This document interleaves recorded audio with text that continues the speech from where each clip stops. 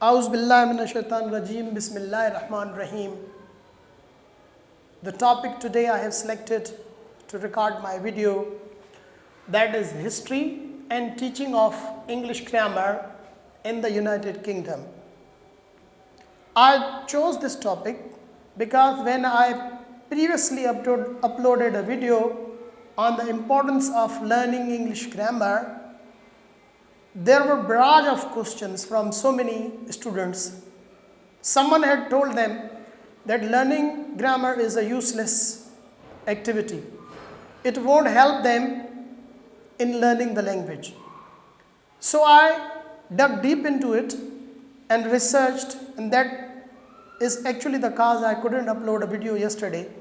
Then I found out some interesting facts. Interestingly, the concept of English grammar started in ancient India, that is in 5500 before Christ era. 500 before Christ era. The man or the first scholar who researched on language rules was an Indian. His name was Panini. And the book that he wrote, its name was Aṣṭādhyāyī. Aṣṭādhyāyī. That is Sanskrit word. That is why I am finding it difficult to pronounce it. So his book contained almost 4,000 rules of English grammar, and the credit goes to Indians to lay the foundation of grammar learning. Then the next thing that I came to know is ancient Greeks. Plato and Aristotle also discussed the language, but they did not do any detailed work on the grammar. But later on, in Alexandria,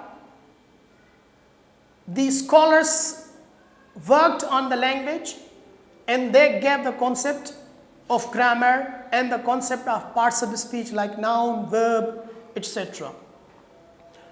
Then if we come again little further, then in ancient Rome, there was a scholar, he was Varro. In 1st century BC, he also studied the language rules.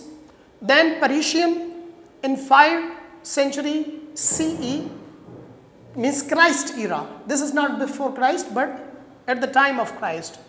Then in the Middle Age and the Modern Age,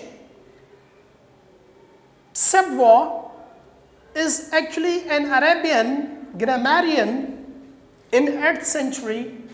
He studied the grammar, or he studied the language and gave the grammar rules. Now the question arises, if learning a grammar is so unimportant, then why they have wasted such a precious time? And still, if you find there are so many books published by Oxford University Press, and even some books funded by the United Kingdom government in order to preserve their language, and there is great number of grammar books. So if it is so unimportant, then why they are there? The question arises. I would say here that it is like this, that if you have a brand new car and you find some fault with it, so which mechanic will you prefer?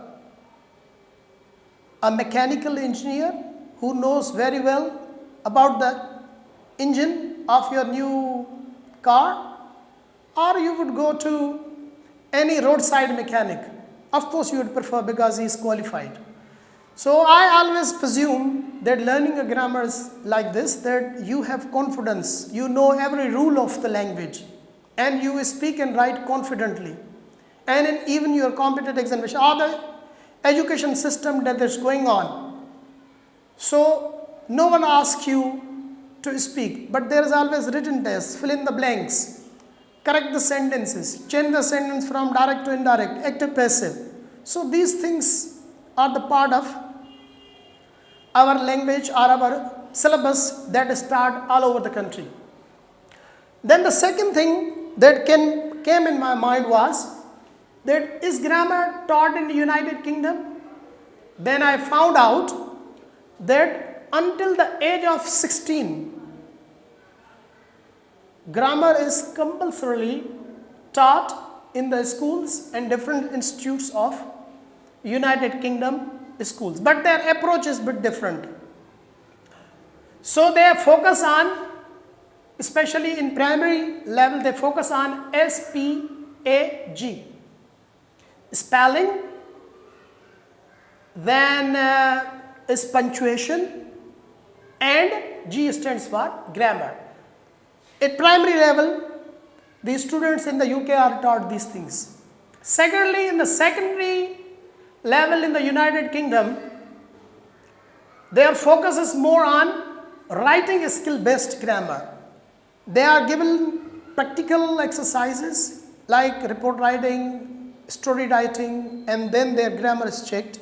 And I always prefer this method of teaching grammar. Those who study with me, they can tell you that we also apply that one.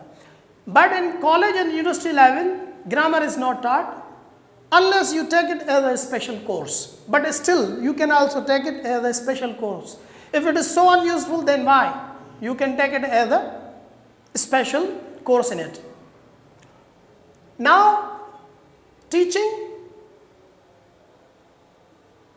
of grammar is more practical in United Kingdom. The focus is on correct usage rather than memorizing rules. So teaching focuses in the United Kingdom the proper use of rules rather than memorizing or cramming or rotting the rules. What is its strength? That if you adopt this way of teaching, then what happens? That students have a good communication and they can practically use it in day-to-day communication that can be spoken or written. What are the weaknesses?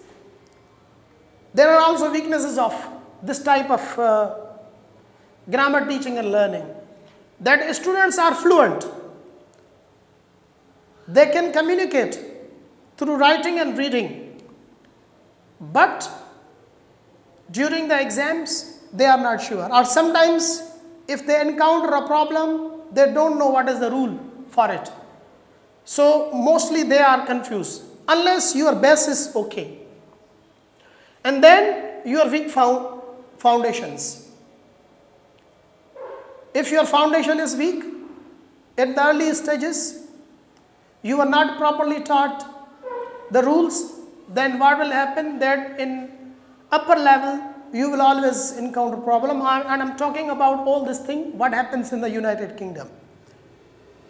So question arises that if grammar is so important, then why this whole thing? Even if anyone can go and Google it or use some other source, you will come to know that how it is happening. But the issue with the grammar teaching in our country, especially in India and Pakistan and some Southeast Asian countries, is that students are only encouraged to cram the rules.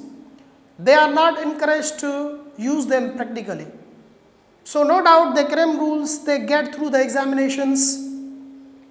When they go to appear in any examination, they very well get through it. But when it comes to using the language as a tool, then they face a lot of problems.